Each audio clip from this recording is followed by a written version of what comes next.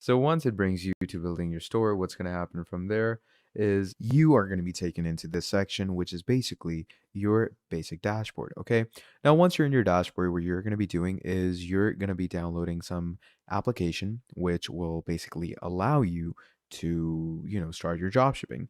So in my opinion, I would always suggest users to go with some application like CJ Dropshipping or maybe Spocket or Deezers.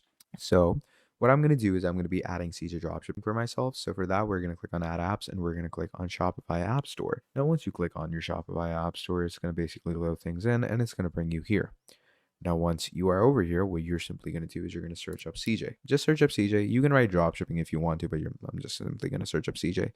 Once you search up CJ, it's going to bring you here where it says CJ Dropshipping much faster. Now, once you go here, you're going to click on Open App. And once you click on Open App, from there, it's going to start authorizing things where it's going to bring you here